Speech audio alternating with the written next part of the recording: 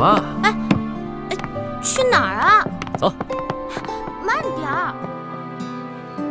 哎，啊，先许个愿啊。龙小弟，今天也是你的生日，你也许个愿吧。好，那你先许。嗯。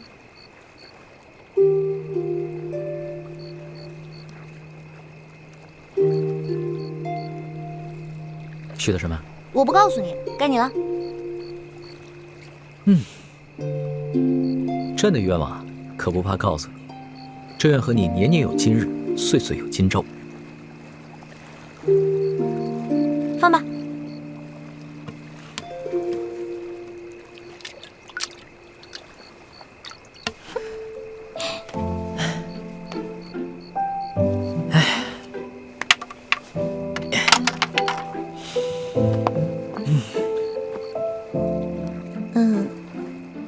龙小弟，其实今天我也给你准备了个礼物，不过我手太慢了，只绣了一半，另外一半还没绣完呢。你不是一直在生朕的气吗？还给朕准备了礼物啊？本来是想好好给你准备的，结果今天看到你的后宫嫔妃都给你准备了那么多的珍奇异宝，尤其是那个贤妃，绣了那么好的荷包给你，我这个……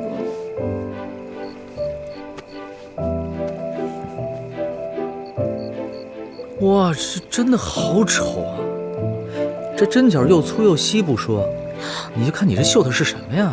野鸭子不像野鸭子，小飞蛾不像小飞蛾的。你嫌丑，你不要不就行了？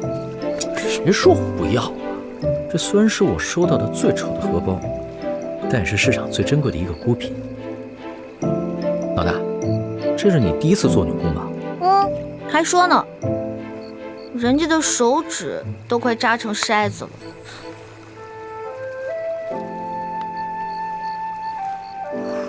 有你这么埋汰人的吗？还什么小肥鹅野鸭子，这我明明绣的就是什么呀？朕完全没有看出来。我绣的是京城第一酒楼的烤鸭，行了吧？你还真是时时不忘了吃啊。不过也行，这要是下次再落难了，就拿着这个荷包啊，天天望鸭止饿。哪有你这样的？皇上说话一点都不忌讳，还再落难，这微服私访已经够危险的了，不可能再有第二次了。那不行，朕以后啊得经常微服私访，体察民情，要不然怎么对得起你给朕绣的这个烤鸭荷包啊？光微服私访、体察民情是远远不够的，因为在那个时候，你可以有10000个想法，但是只要你回到紫禁城里，你就只有一个想法了。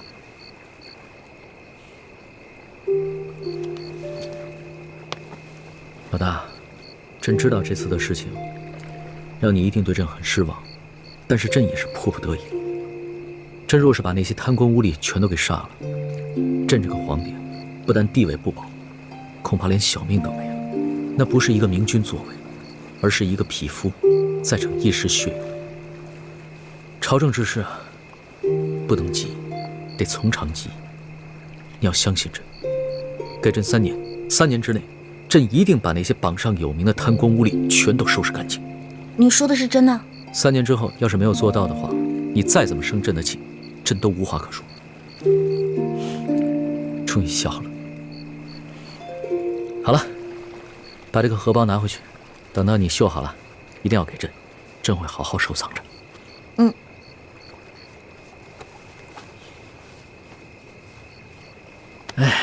其实啊，朕也给你准备了一份礼物。这什么呀？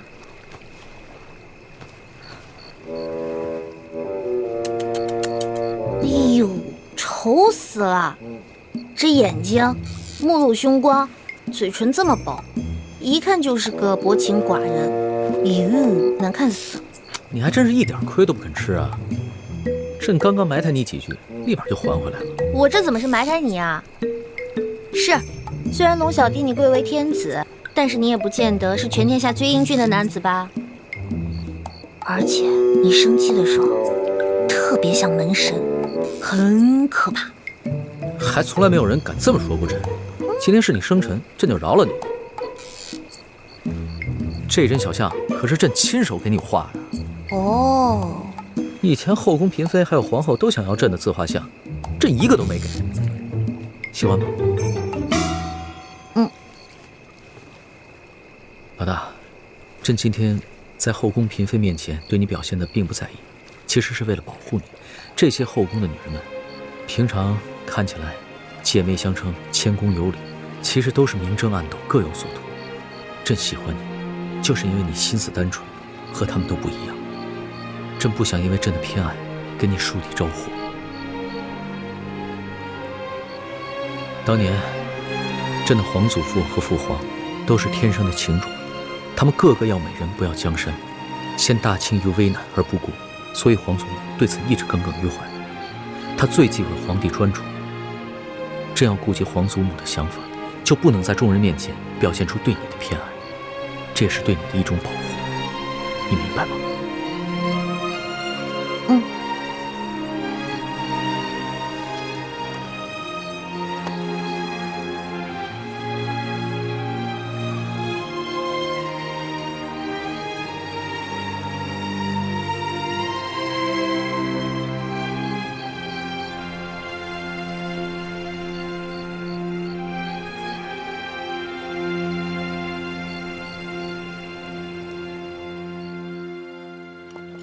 爹，回来了。倩影，倩影，你的脸，爹娘，你的脸已经好了。吴应琪在平西王府找齐了药材，配出了冰肌血肤膏，治好了女儿的脸。又是吴应琪，他为什么对你这么好？难道你跟他……爹，别瞎想，我跟他只是寻常交情。不信，你问叶师弟。啊！默生，你告诉三师傅，你师姐跟吴应琪之间有什么异样？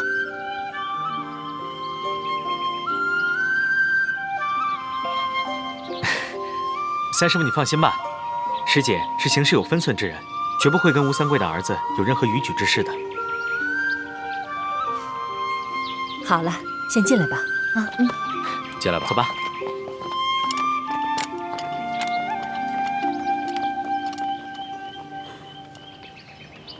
东西就在这间房子里，这个地方就是最佳撤离点，距离不远。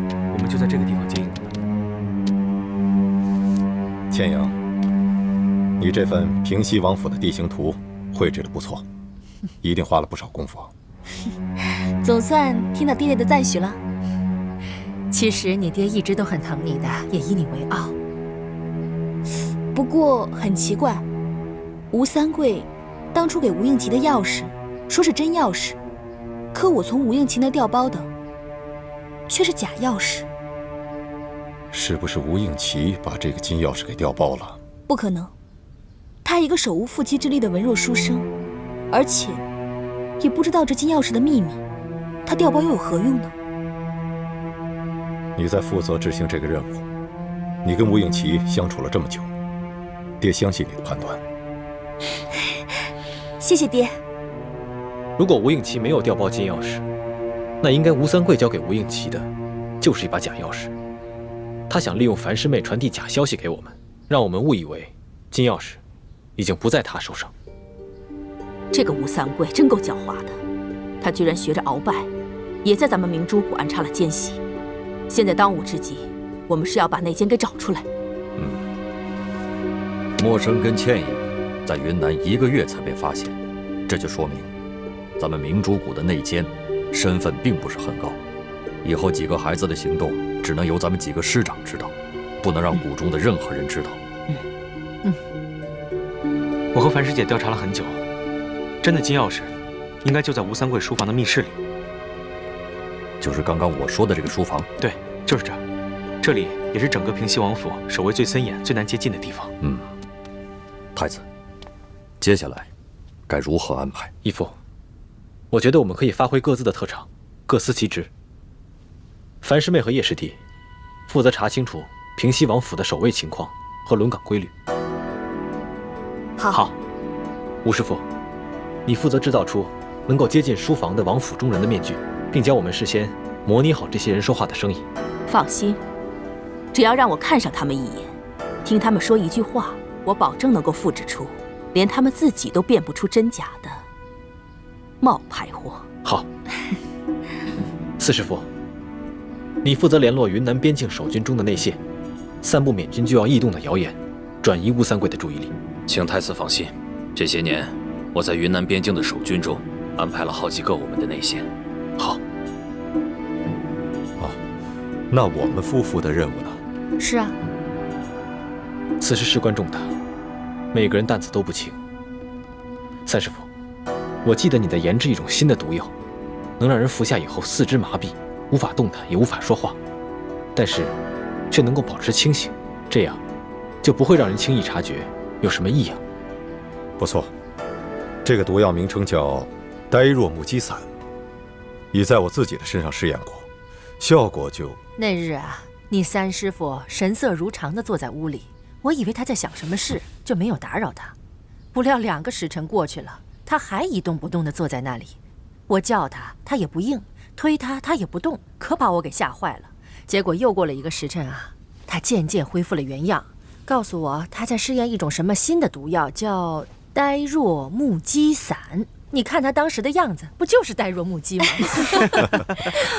好，樊师妹，就由你想办法，把这呆若木鸡散下到当夜值守护卫的饮食当中去。好，我扮成侧王妃的丫鬟，应该能找到机会。二师傅，你是我们当中武功最高的，你就负责解决突发情况，放倒守军当中没有中毒的高手。好，为师已经很久没有与人交手了，手正痒着呢。还有一个重要的问题，就是平西王府中的机关。虽然我跟樊师妹、叶师弟都也懂得机关阵法之术，但终究不及六师傅经验丰富。如果六师傅在的话，那咱们的胜算就又能多了一分。放心，我已经飞鸽传书给雪衣居士了，算来他也应该到了。堂姐姐真是神算子，居然算到我已经来了。这么多年了，这可是我们6位师傅初次集体行动，我岂能错过？裘贵呢？他很是狡猾，居然找到几路替身来替他掩护。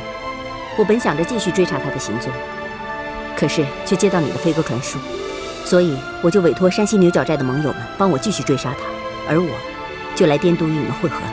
六师傅回来正好，如此一来，平西王府纵然是龙潭虎穴，我们也可以放心的闯一闯了。太子安排的十分妥当，那你就负责总调度，我来制定撤离方案。有劳义父。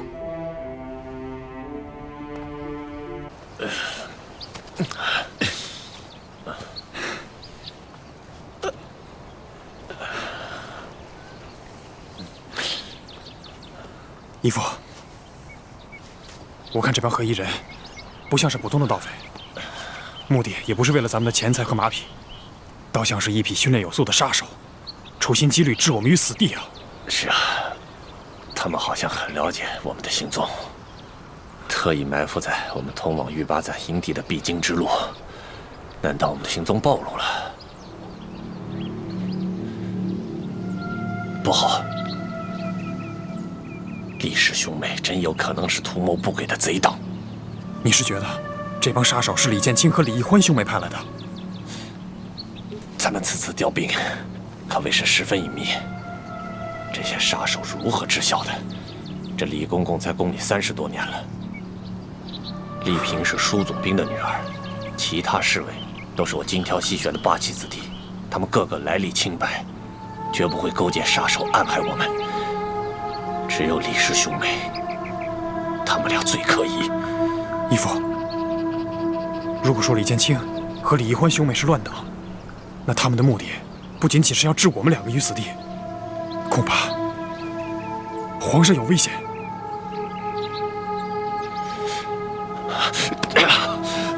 都怪我！我不该听皇上的，什么还要去调兵？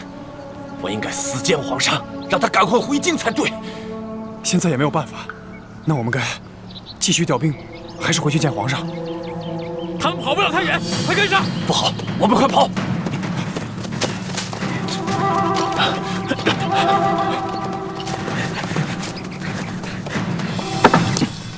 都10多天了，这索图怎么还没回来啊？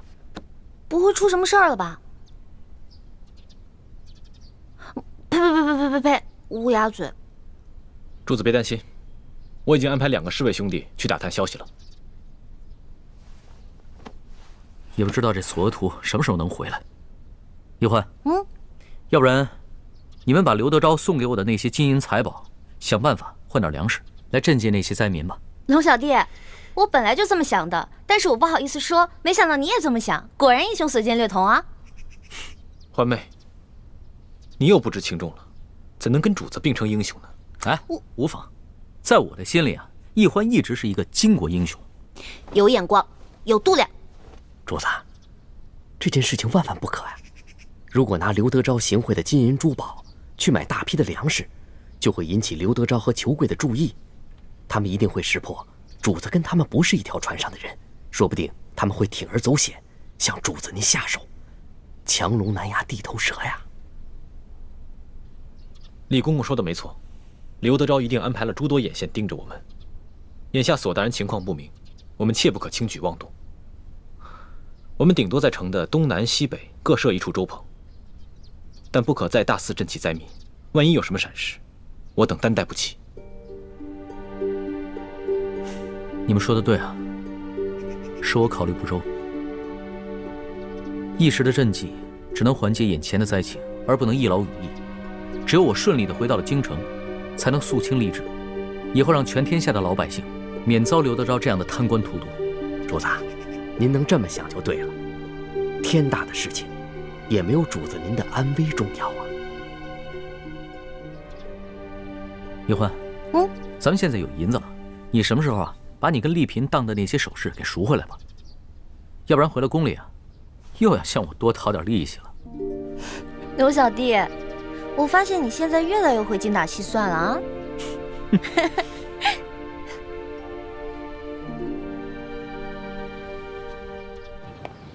车官啊，这龙三那里现在有什么异常啊？没有，他就是在城里多设了几处粥棚，然后12个时辰不间断的施粥。哼，此人果然是一个卖直取中之辈呀！哼，还真会收买人心。哎，万苏那里他现在去的勤吗？哈，勤着呢，每晚都要去2个时辰。只不过他不在那里留宿。最多每天3更他就离开了，而且每次去的时候都是先穿着便装走后门。他跟万苏幽会的时候，除了那一个丫鬟，就是李护卫，其他的人也近不了身呢。看来此人是一个小心谨慎之人，难怪这年纪轻轻就可以爬到如此高的位置，还受到了皇上的宠信，做到了钦差。后生可畏啊！有什么后生可畏的呀？他现在是财色兼收消停，想想他当初拿枪做事的样子，我就恶心。哼，恶心？恶心什么呀？如果这个龙三他不好色的话，我们拿他还真没办法。哼。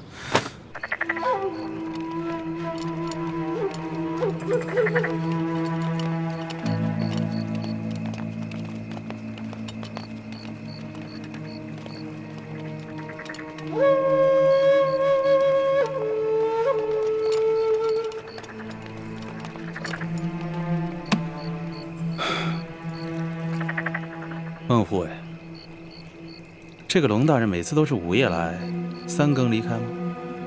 是的，舅老爷。大人这心里还是有些不踏实啊。他一天不离开太原，咱们就一天不能放松警惕。你还是要盯紧了。卑职明白，舅老爷放心，我一定盯紧他。辛苦你了。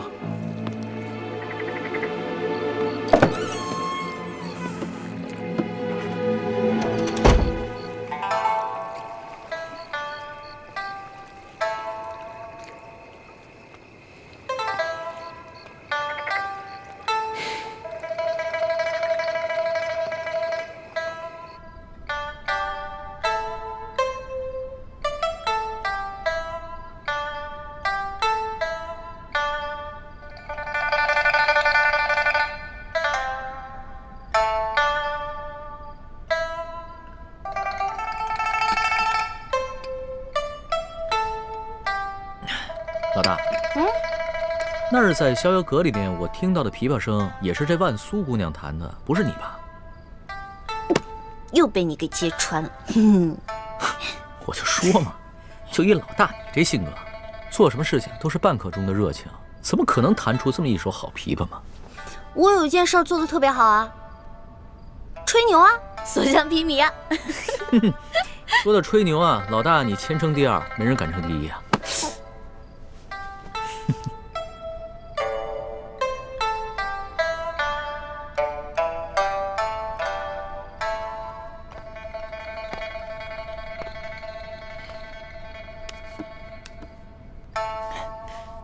老大，我虽然吧没见过这个万苏姑娘的脸，但是吧，我就看她这个朦胧的身姿和她弹的这一手好琵琶，一想啊，她就是一个色艺双绝的女子。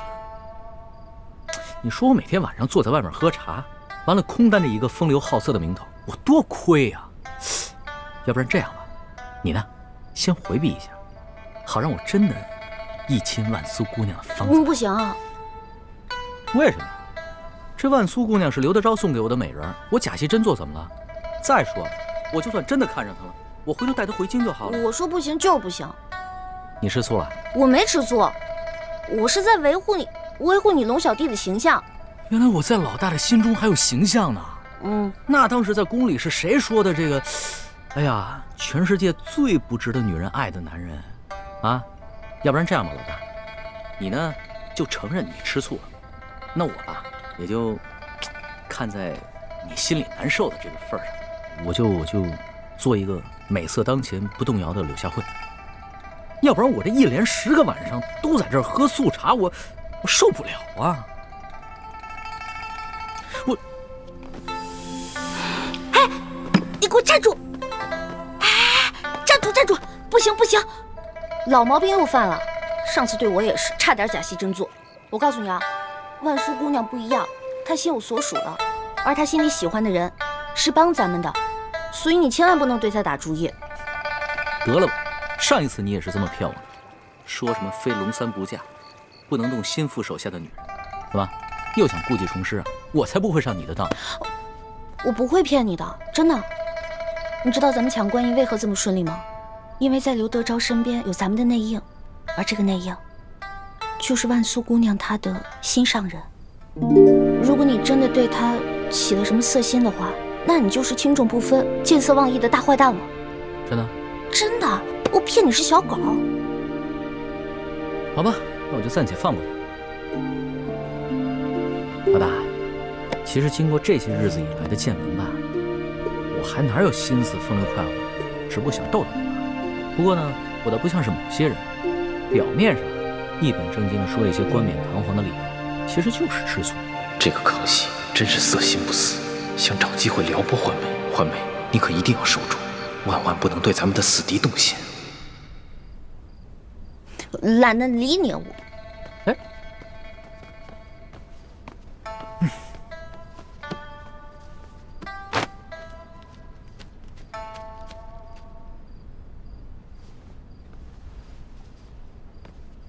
龙大人，时候不早了，小女子恭送大人。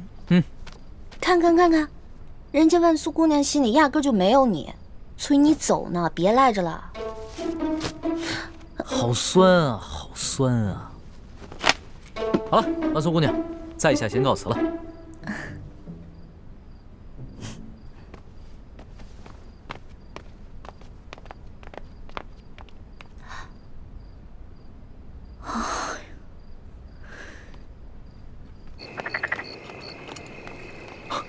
孟兄，李兄，秋桂一直在对面的房间监视你们，刚刚才走的，现在可以放心回舒服了。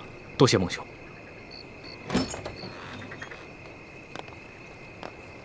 钦差大人，这个就是孟祥和，我刚刚跟你说的万姑娘的心上人，也是一直帮咱们的好汉。怎么样，比你长得英武吧？你越是拿话呛我，就越说明你吃醋。多谢孟护卫相助。大人客气了。这些年，卑职在刘大人身边，大小官员见过无数，真正一心为民的，只有你。卑职很是敬仰大人，能为大人尽绵薄之力，是卑职的荣幸。那孟护卫多保重，后会有期。后会有期。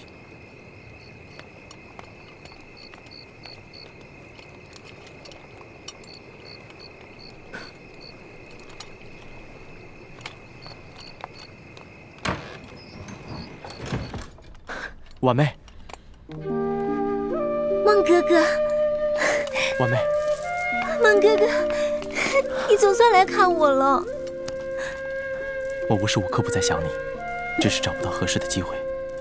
这下好了，我与刘大人的10年之约明日期满，我们可以远走高飞了。真的，太好了。婉妹，你且收拾好东西，明日我来接你。嗯。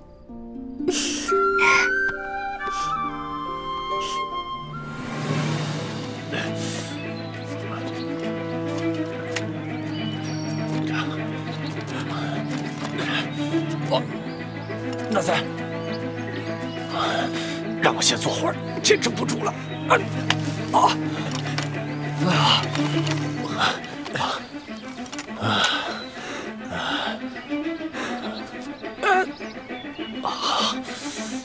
那三，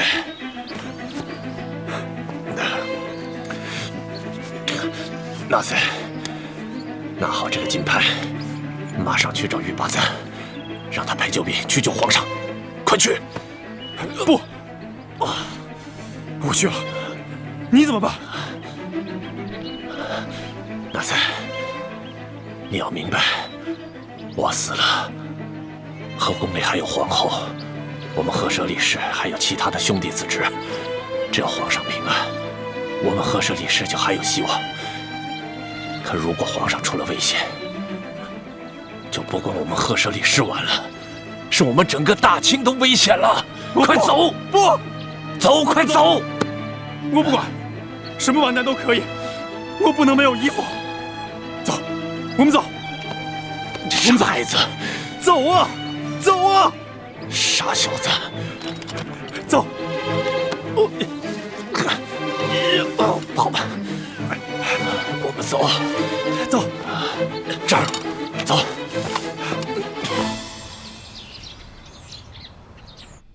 一会儿人来之后不说了。大人。祥和呀，你这伤势如何啊？已经好多了，多谢大人关心。祥和啊，我让你查的咱们这边的奸细，你查的如何了？还在调查之中，目前尚无进展。大人，卑职还有要事想跟大人商议。讲。家父先世之时，曾让卑职保护大人，卑职立下10年之约，守护大人10年。今日刚好是约满之日，在下想辞去一切职务，隐归山林。祥和呀，你已经想好了，决定了，不愿意再继续追随我了？卑职生性散淡，不宜久居官场，望大人能成全。也好。你既然已经决定了，我也就不强求了。人各有志嘛。不过啊，既然这样，你呢，再帮猛官完成最后一项任务，然后你再走，你看怎么样？卑职定当尽力。大人有何吩咐？你今夜一定要潜入舒府，帮我把丽嫔给解决了。大人，你是让卑职暗杀丽嫔娘娘？不错，现在我们暂时把这个钦差龙三给稳住了。可这丽嫔娘娘身怀着龙胎，如若回宫之后产下皇子，到那个时候可就是后患无穷了。所以我们必须尽快给她铲除了。大人如何得知丽嫔娘娘怀有龙胎？孟护卫，这事儿啊，不瞒你了。其实我早就已经收买了舒府的管家，他告诉我，丽嫔娘娘的奶娘近几日很是欢喜啊，每天都给丽嫔娘娘煲各种汤水。结果，就在前些天晚上，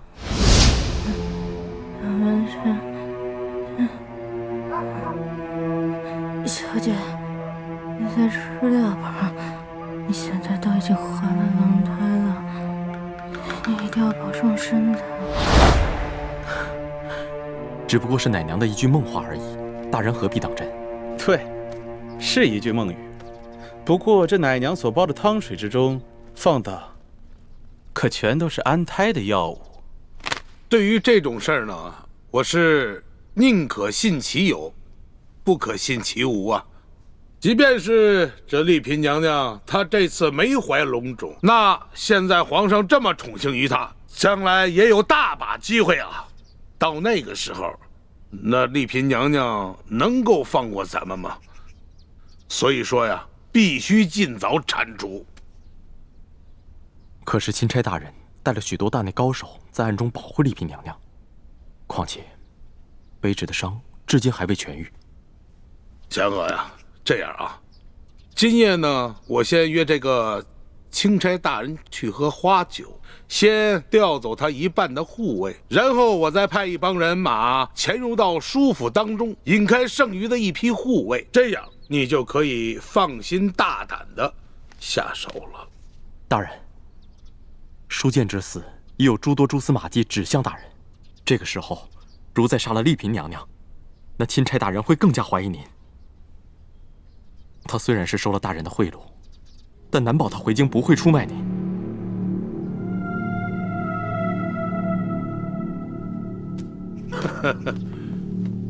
哎呀，这祥和说的也不是没有道理啊！啊，容本官好好的想一想。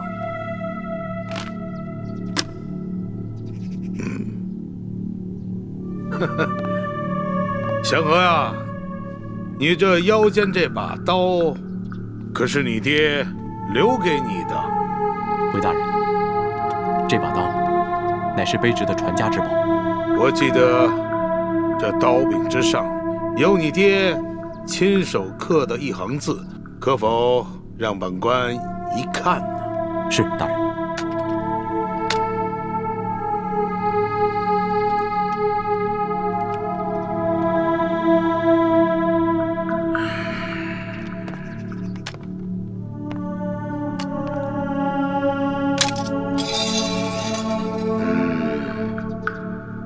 真是一把好刀！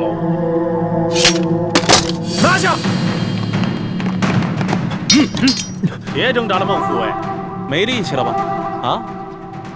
知道今天早上你喝的汤药里我加了什么佐料吗？大人，你这是何意？孟祥和，亏我那么信任你，我实在是没有想到啊！你竟然跟这个龙三勾结在一起！大人，卑职不明白你在说什么。还在骗我什么？昨夜我已经查明了，就是这个钦差龙三劫走了我庄严之内的官银。大人，您说龙三大人，他是盗取官银之人，大人可有凭证？你要凭证，我就告诉你。舒府管家说了，官银失窃的当晚，龙三和他的一干护卫根本就不在舒府，而是天快亮的时候才回来，个个黑衣蒙面，行踪诡异。而那个龙三天亮的时候乔装成一位老人出去，我画了画像让管家看，没想到姓艾的客商就是这个王八蛋乔装的，老子现在脸上的字到今日还没洗掉。孟祥和，你还不知道对不对？告诉你，昨天晚上我们给奶娘下了迷魂药，她可什么都说了。孟祥和，你快走开！小姐现在已经是皇上的嫔妃了，而且还怀了龙胎。祥和呀，你跟了我这么多年，我实在是想不通啊！你与那钦差龙三无亲无故，并不相识，你居然勾结他背叛于我！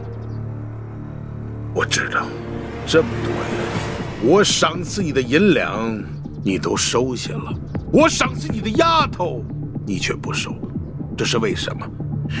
你心中早已有了人了。但是我万万没有想到啊，你心中的那个女人居然是舒剑的女儿舒婉金。你和李嫔早有私情。没错，我心中的人就是舒婉心。大人，你有恩于我不假，孟某在你身边护卫10年，平日你待孟某不薄，孟某从没想过要出卖大人，卑职是不愿看着大人一步一步陷得更深。大人，你也听卑职一句劝，切勿再行伤天害理之事，回头是岸吧，大人。什么？这里有案吗？这有案没有啊？啊！我早就知道了，钦差大人龙三收我的金银财宝跟美人，只不过就是为了麻痹本官。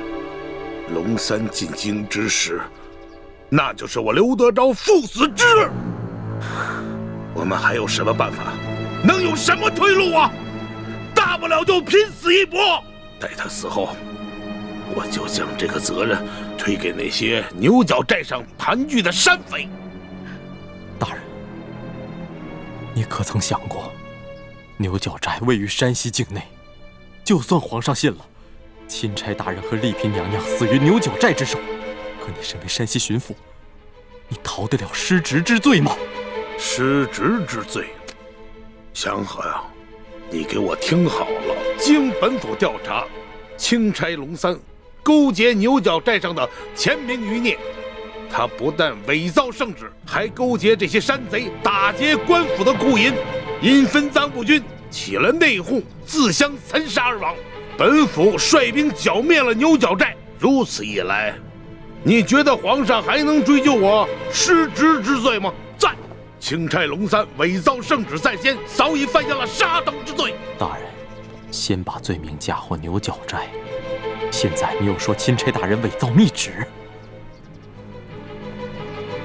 我让你明白你是怎么死的。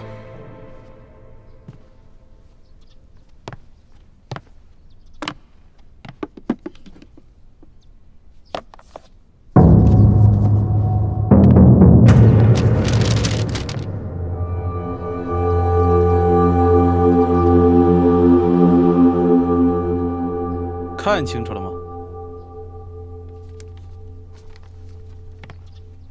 自从知道龙三敢劫取官银，我便觉得此事蹊跷，便吩咐管家暗中留意。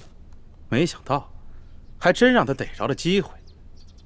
溜进了龙三的房间，便发现了这些东西。结果我们仔细一看，看出了破绽，这玉玺还有密旨，是假的呀！不可能，钦差大人手中还有一道密旨，奉旨调查书剑遇刺一案。那封密旨，卑职仔细看过，绝不可能造假。兴许他是奉旨查书剑之死，可是他竟然胆大包天的想要插手山西政务，情急之下才伪造了圣旨还有玉玺，这叫什么呀？天堂有路他不走，地狱无门他闯进来。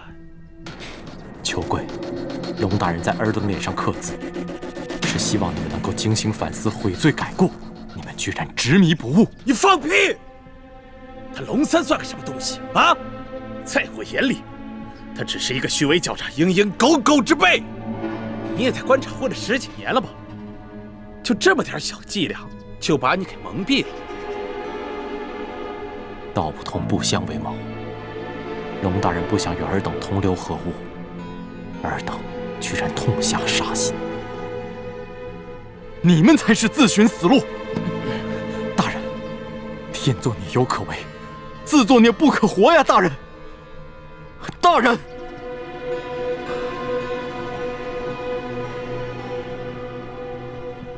也罢，我曾答应我父，守卫你10年。如今10年之约已满，我也算不负信义。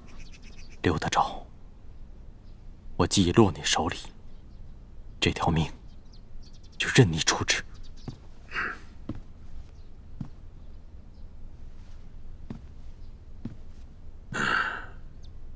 祥和，你跟了我10年，也守了我10年，救了我几次的性命，我刘德昭心中未曾不感激啊！可你居然为了一个女人呐！你把我刘德昭逼到了绝境，把我刘氏的全族逼上了死路啊！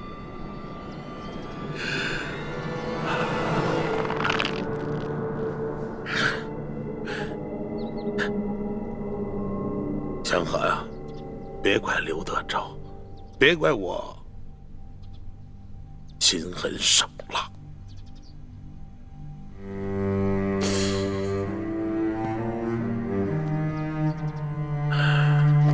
带下去。坐。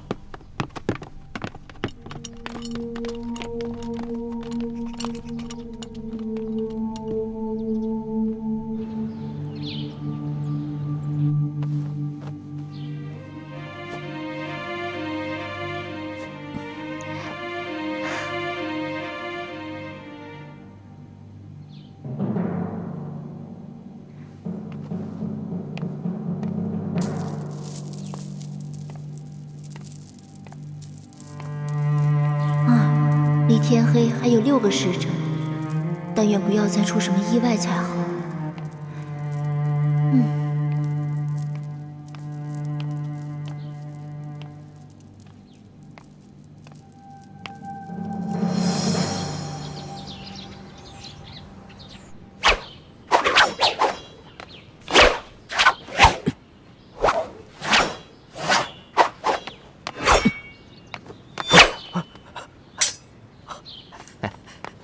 主子，索图怎么样了？索大人出事了。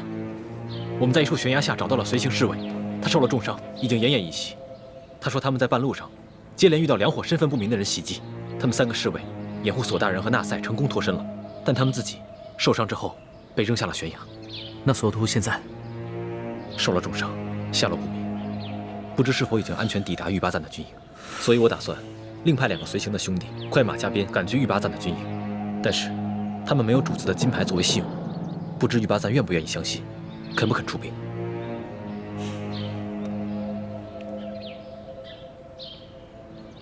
主子，不如这样吧，奴才亲自去一趟。玉巴赞认识奴才，如果奴才亲自去说明情况，他应该会相信。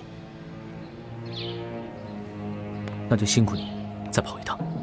主子，您这么说真是折煞奴才了。奴才也不用带什么东西，这就轻装出发。我派2个侍卫跟公公一同前去。好。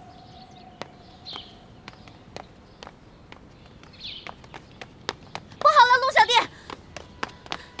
龙小弟，贾玉玺跟贾密旨不见了。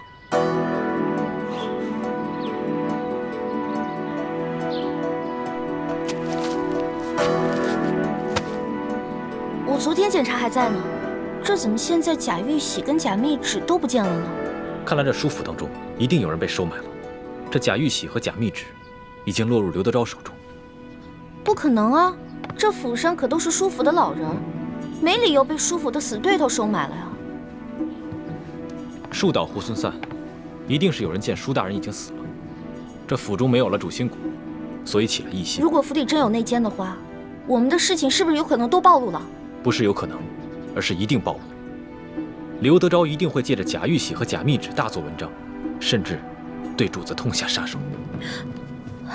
龙小弟，现在怎么办啊？36计走为上策，要不然脚底抹油溜吧。如今索额图也下落不明，也只能马上撤出太原了。只恐怕想走已经来不及了。放心吧，有我跟哥哥保护你，一定会没事的。有人来了。龙大人，巡抚大人派人前来，请龙大人过府商议赈灾事宜。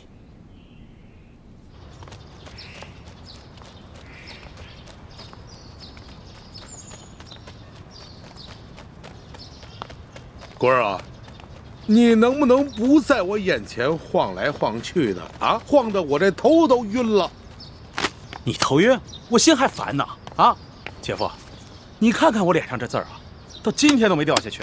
你说这姓卢的他多可恨呢？还有，这小子铁疙瘩一个，官场上这些规矩他懂吗？你还浪费这一桌子酒菜。要我说，人来之后直接拿下，严刑逼供之后再把他灭口得了。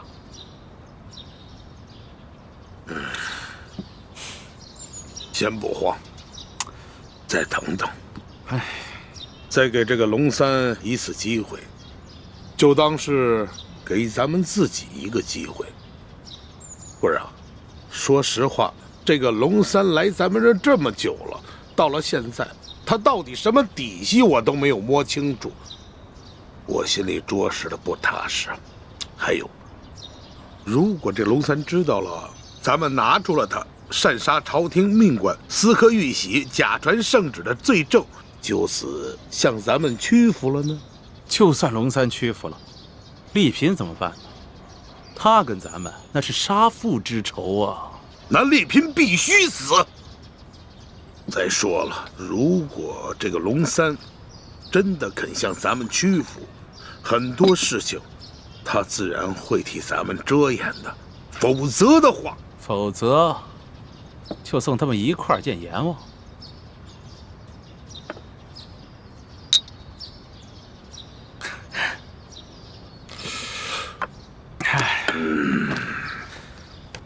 什么时候来呀？他这是。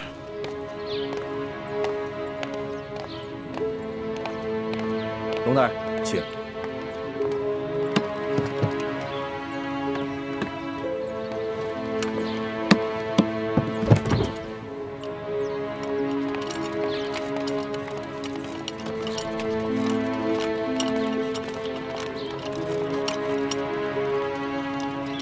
丽嫔还在府上吗？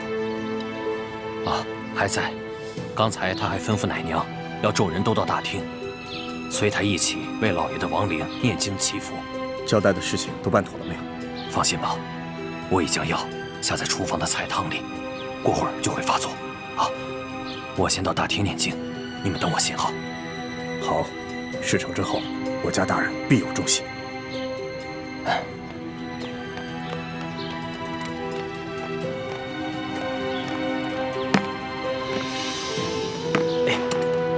慢点。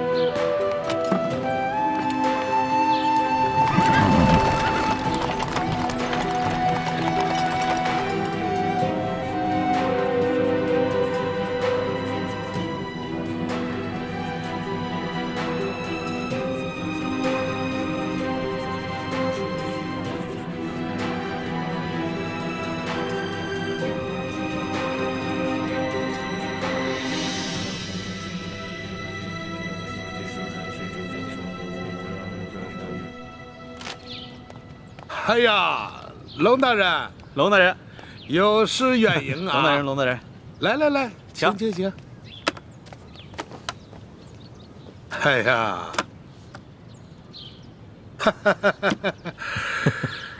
哎呀，此次请龙大人过府，没有别的意思，就是有2件东西，想请龙大人亲自过目啊。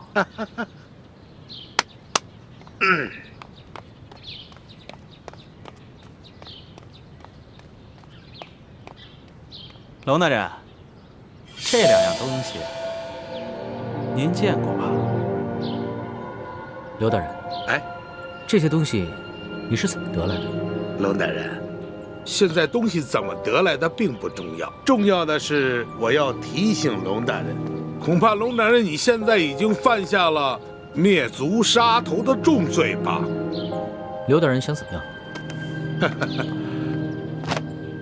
好啊，龙大人，那我们就不妨打开天窗说亮话。我知道，龙大人，你手上也抓住了我不少的把柄。好啊，想怎么样，那就要看龙大人，你是想大家手拉着手一起死呢，还是抱成团一起活呀？廖大人，好死不如赖活着。龙某自然是想与诸位一起活了。爽快，爽快！我就说嘛，龙大人是一个聪明之人。是啊，有道是识时务者为俊杰呀。从此以后，我们就是一条船上的人了。太好了，龙大人，来，咱们终于是达成这攻守同盟了。来，为了这攻守同盟，为了这一天，来，咱们满饮此杯。来，干！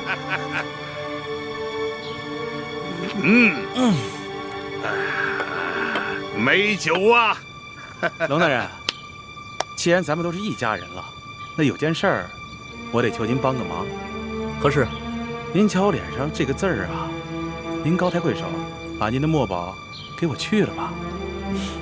乔老板啊，您脸上这个墨汁儿啊，是我家那个侍女特意调制的，这没有1个月以上，很难洗净。龙某也真是没有办法。乔老板，要不然您多等几日。行，不着急，不着急啊。抱歉啊，龙大人，您太客气了。来，自家人不说两家话。来啊，来。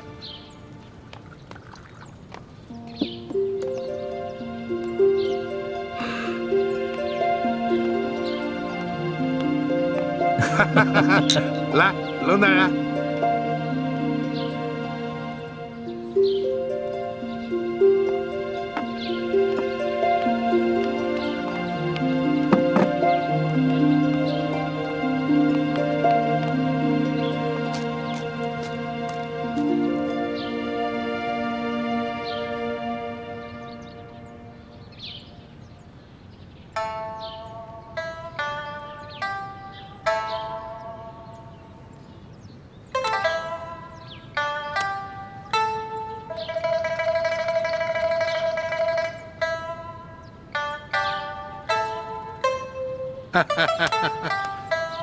哎呀，龙大人呐，真是一个薄情的人儿啊！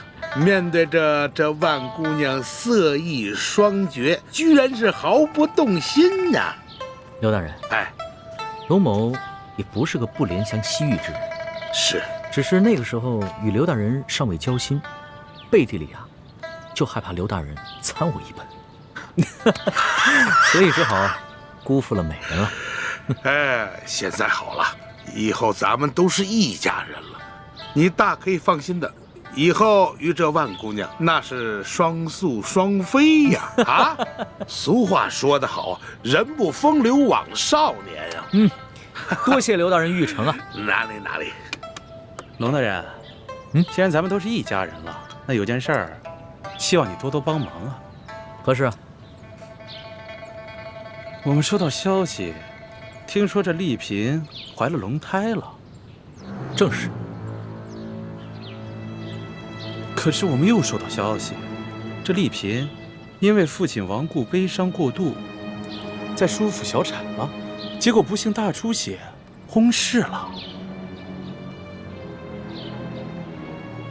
刘大人，这什么意思呀？我刚出府的时候，这丽嫔娘娘还好好的。龙大人，俗话说得好，天有不测风云，人有旦夕祸福啊。龙大人，你是一个聪明之人，这向皇上禀报丽嫔娘娘薨逝的消息，这折子还是由你拟一下吧，就算是你我联名吧。快跟上！